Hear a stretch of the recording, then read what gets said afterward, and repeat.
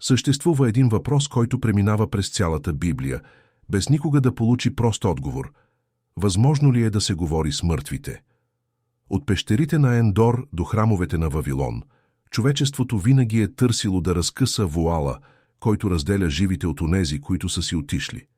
Но първият път, когато писанията показват някого, който се опитва да направи това по изричен начин, този, който се появява в центъра на сцената, не е езически жрец, нито чуждестранен магиосник. Това е една израелтянка, скрита в сенките, практикуваща онова, което е трябвало да бъде изкоренено от земята.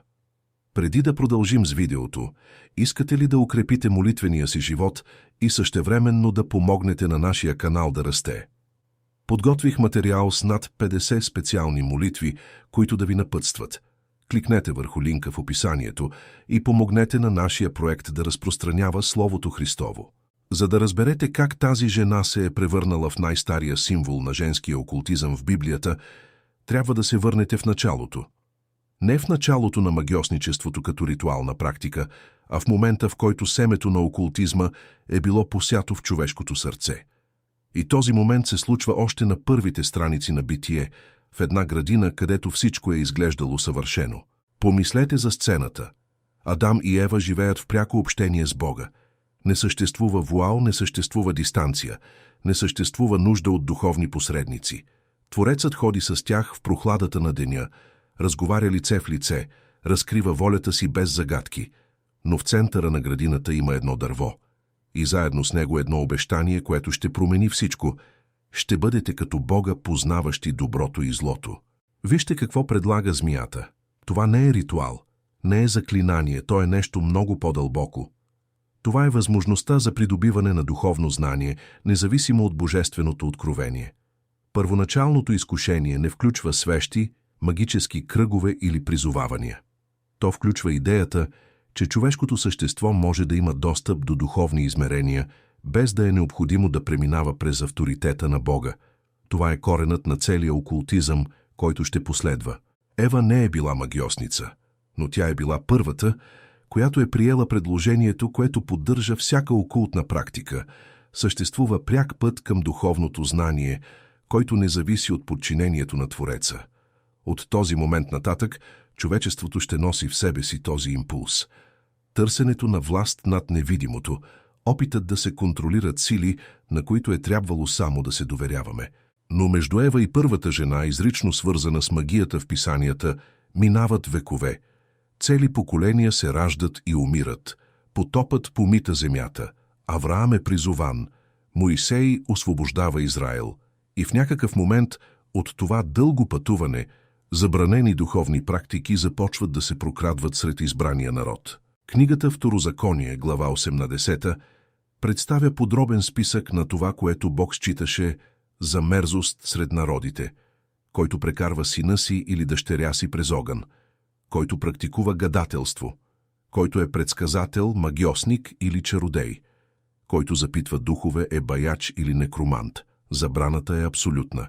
Текстът не оставя място за изключения и представената причина е директна. Поради тези практики народите, които обитаваха Ханаан, биваха изгонвани пред Израел. Помислете за последиците. Тези практики не бяха израелтянски изобретения. Те бяха внос обичаи, усвоени от съседните народи, които обитаваха земята преди завладяването. Археологически текстове, открити в Месопотамия и Египет, потвърждават, че регионът е кипял от окултна дейност.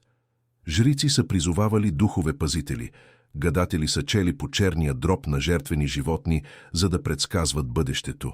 Некроманти са твърдели, че установяват контакт с мъртви предци. Това е бил оживен духовен пазар с хиляди практикуващи, разпръснати из градове като Вавилон, Ниневия и Мемфис.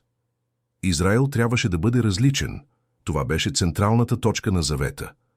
Народът нямаше да има нужда да търси напътствие от запитвачи на духове, защото щеше да има пророци, изпратени от Бога.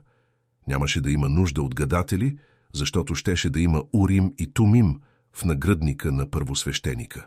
Нямаше да има нужда от некроманти, защото самият Бог щеше да се разкрива директно чрез сънища, видения и пророчески слова.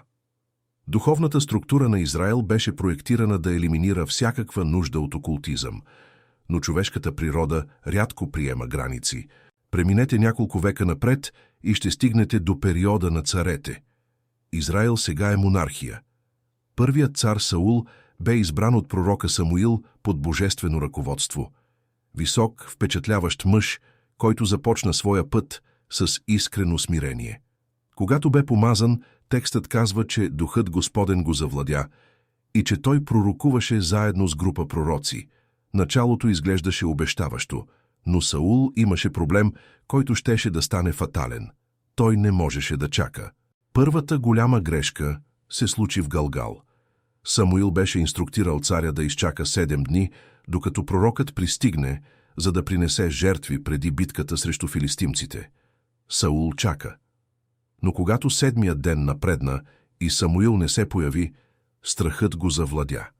Войниците започнаха да дезертират, вражеската армия се приближаваше и Саул реши сам да принесе жертвата. Самуил пристигна веднага след това. Укорът беше суров. Постъпил си безумно, не си спазил заповедта на Господа. Ако я беше спазил, Господ щеше да утвърди царството ти завинаги, но сега царството ти няма да устои. Втората грешка беше още по-лоша. Бог заповяда на Саул да унищожи напълно амаликитците, включително техния цар и всички животни. Саул спечели битката, но пощади цара Агаг и най-доброто от добитъка, твърдейки, че ще бъде за жертва на Господа. Самуил отговори с думи, които ехтят и до днес. Послушанието е по-добро от жертвата и подчинението от тлъстината на овни. Защото непокорството е като греха на магиосничеството. Вижте сравнението. Самият библейски текст установява директна връзка между непослушанието и окултизма. Бунтът срещу Божието Слово и магиосничеството са поставени на едно и също ниво. Не защото са идентични практики, а защото се раждат от един и същ корен – отказът да се подчиниш на божествената воля. От този момент Духът Господен се оттегля от Саул. На негово място зъл дух започва да го измъчва. Човекът, който започна, пророкувайки сред пророци, сега живее преследван от смущения, които само музиката на Давид успява временно да успокои. Царят е духовно изолиран. И най-лошото тепърва предстои. Колко време отнема на един изоставен от Бога човек да потърси забранени алтернативи? В случая на Саул отговорът дойде, когато филистимците събраха най-голямата армия, виждана някога срещу Израел. Текстът на първа книга на Самуил, глава 28, описва сцената с кинематографични детайли. Филистимците се разположиха на стан в Сунем. Саул събра цялата израелтянска армия и разположи войските си на планината Гелвое. Когато видя вражеския лагер, царят почувства нещо парализиращо, дълбок страх. Оценете ситуацията. Десетилетия на конфликти бяха отслабили Израел.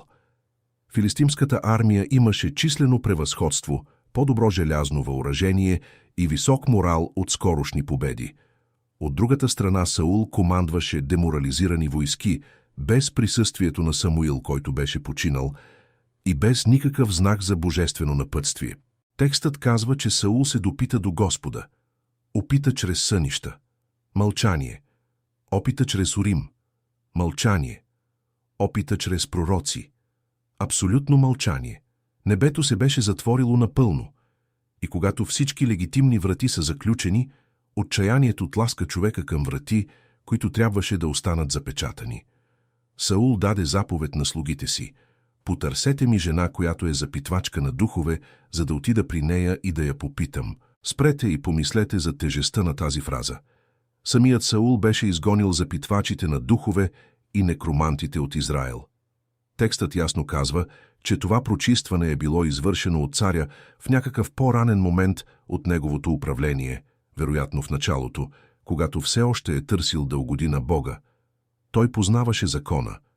Знаеше, че второзаконие предписва смърт за онзи, който практикува тези изкуства. И сега искаше от слугите си да намерят точно това, което той беше забранил. Слугите отговориха: има една жена запитвачка на духове в Ендор.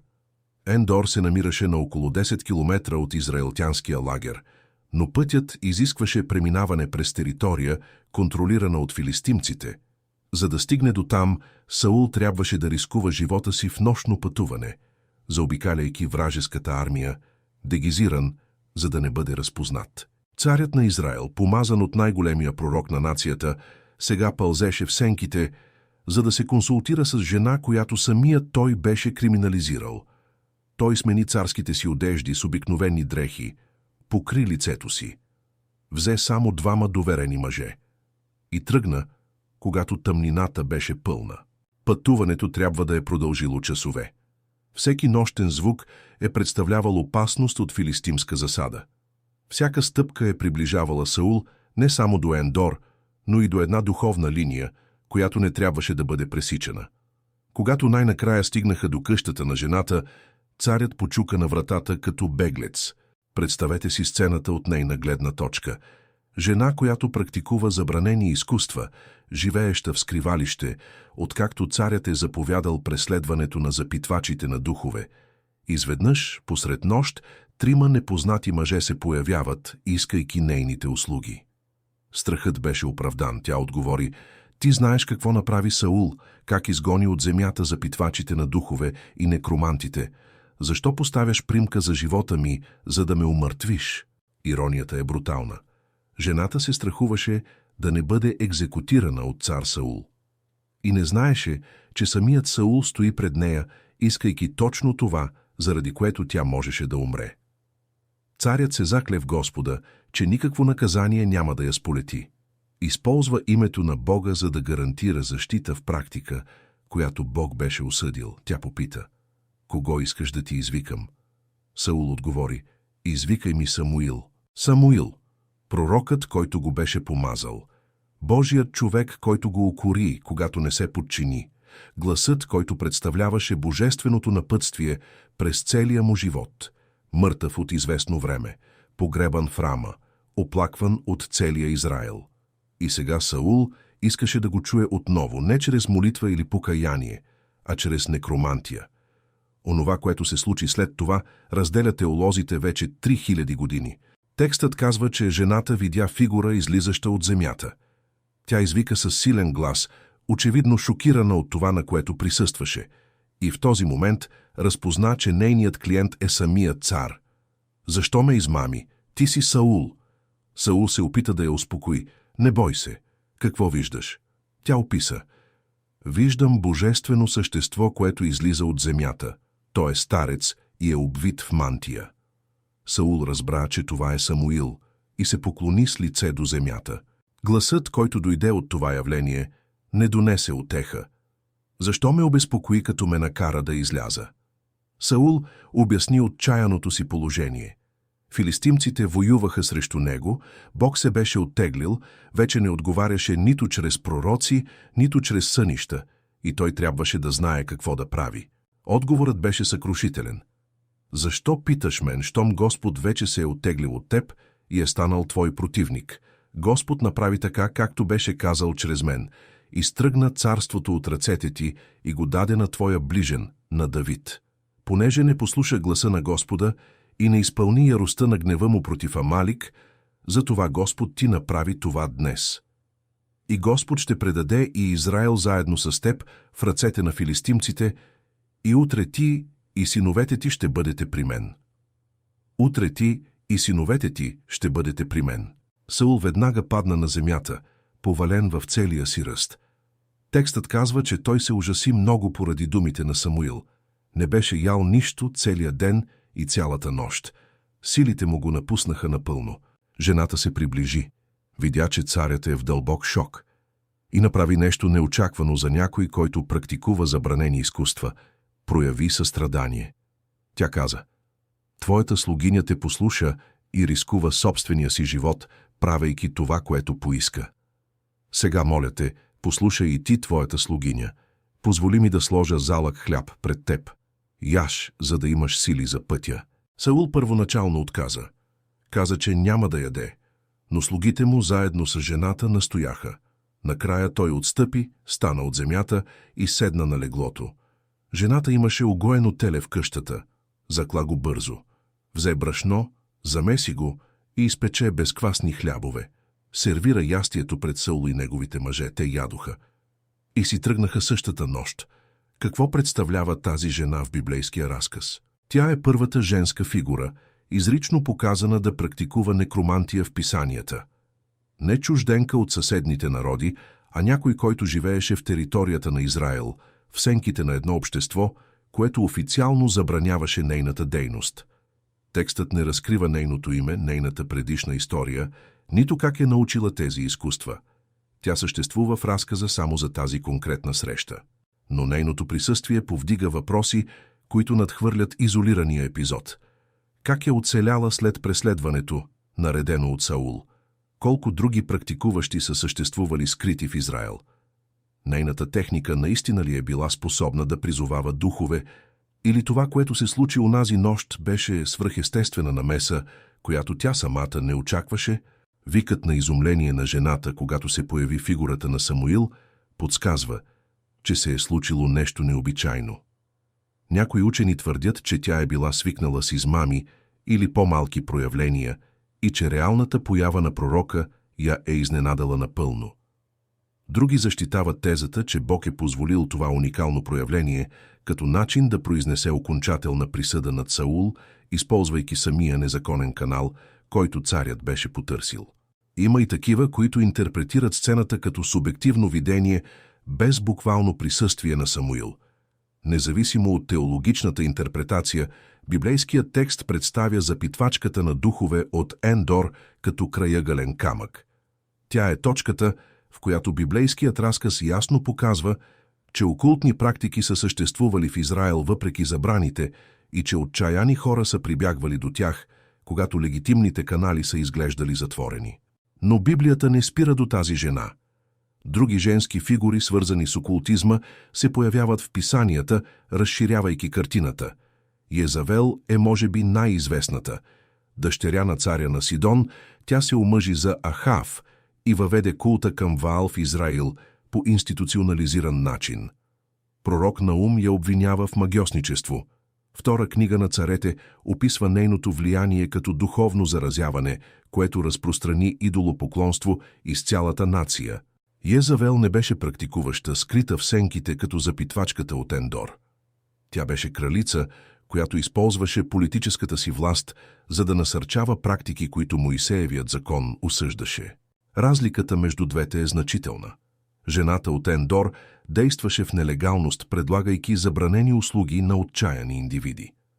Йезавел действаше посред бял ден, превръщайки окултизма в официална религия на Северното царство. Едната представлява народния, подземен окултизъм на оцеляването. Другата представлява институционалния окултизъм, спонсориран от държавата, наложен отгоре надолу. В Новия завет символичната фигура на Вавилон приема женски характеристики, свързани с духовната измама. Книгата Откровение я описва като блудница, опиянена от кръвта на светиите, седяща върху звяр, държеща чаша, пълна с мерзости. Текстът казва, че всички народи са били измамени от нейните магьосничества. Тук окултизмът вече не е индивидуална или дори национална практика. Той е глобална сила на духовно съблазняване, която привлича царе и народи далеч от истината. Тази прогресия разкрива как Библията разбира развитието на окултизма. Започва с изкушението в Едем, където е посято желанието за независимо знание. Преминава през индивидуални практики, като тези на запитвачката от Ендор. Ескалира до държавно спонсорство, като в случая с Йезавел. И кулминира в глобално съблазняване, представено от апокалиптичния Вавилон. Арката е възходяща по мащаб, но коренът остава същият. Човешкият опит за достъп до духовна власт без подчинение на божествената воля. А Саул? Какво се случи с него след онова ядене в къщата на запитвачката? Той се върна в израелтянския лагер, изправи се срещу филистимците на следващия ден и всичко се случи точно както посланието беше обявило. Израелтяните избягаха пред врага. Филистимците преследваха Саул и синовете му на планината Гелвое. Йонатан, Авинадав и Малхисуа, трима от синовете на царя, бяха убити. Стрелците настигнаха Саул и го раниха тежко. Царят, виждайки, че няма изход, поиска от оръженосеца си да го убие с меча, за да не го измъчват необрязаните филистимци. Оръженосецът отказа, завладян от страх. Тогава Саул взе собствения си меч и се хвърли върху него. Човекът, който започна, бидейки помазан от Божия дух, завърши, отнемайки собствения си живот, след като се консултира с некромантка. Арката на неговата история е непрекъснато спускане от помазанието към непослушанието, от непослушанието към божественото оттегляне, от оттеглянето към духовното мъчение, от мъчението към отчаянието, от отчаянието към окултизма, от окултизма към смъртта. Филистимците намериха тялото на следващия ден. Отрязаха главата му, ограбиха оръжията му. Изпратиха вестители по цялата филистимска земя, за да обявят победата в храмовете на своите идоли и на народа.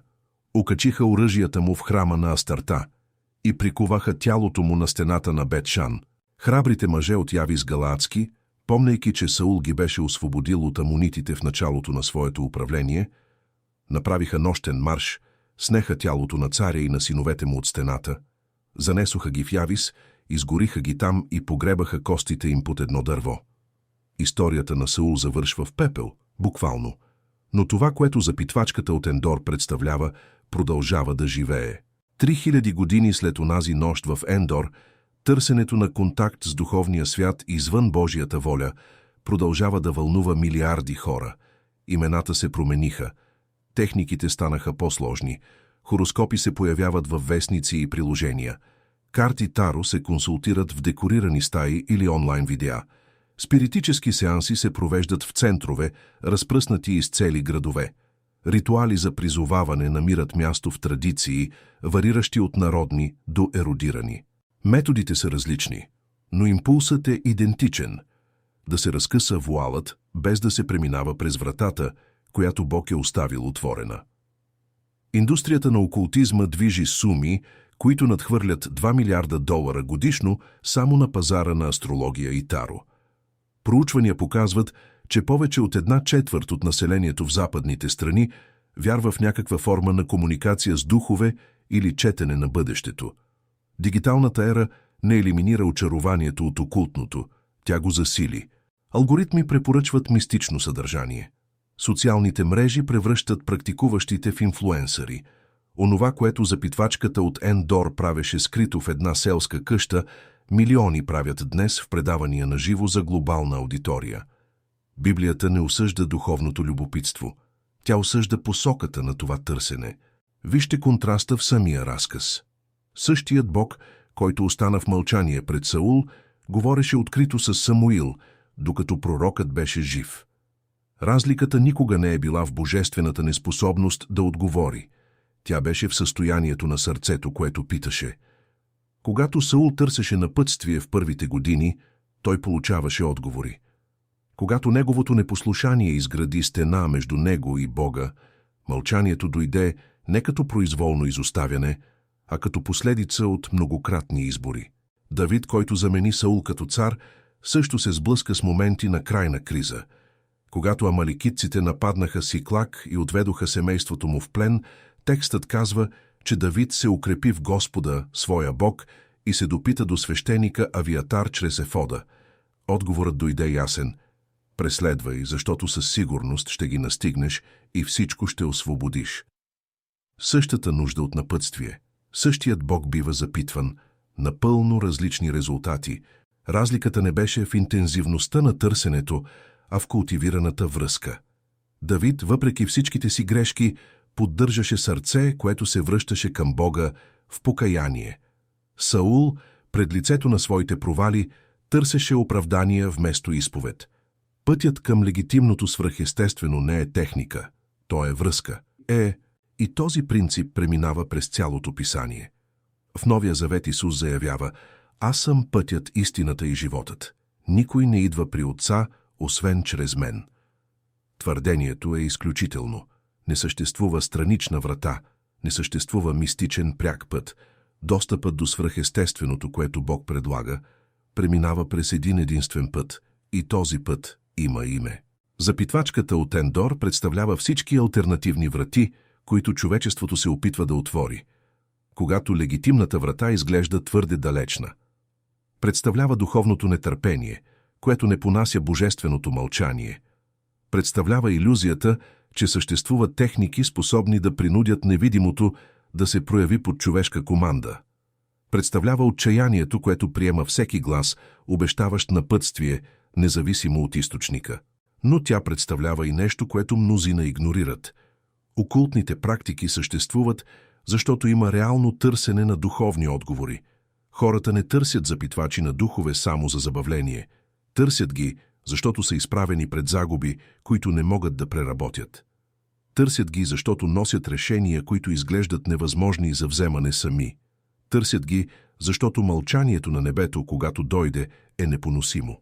Проблемът никога не е бил в самото търсене, беше в посоката. И точно тук библейският разказ предлага алтернатива, която не изисква тайни ритуали, нито забранени посредници. Яков в Новия Завет пише: „Ако на някого от вас не достига мъдрост, нека иска от Бога, който дава на всички щедро и без да укорява, и ще му се даде.“ Обещанието е директно. Вратата е отворена. Условието не е правилна духовна техника, а искрена вяра. Историята на запитвачката от Ендор не е само археологически запис на древни практики. Тя е огледало, което отразява избора, който всяко поколение трябва да направи.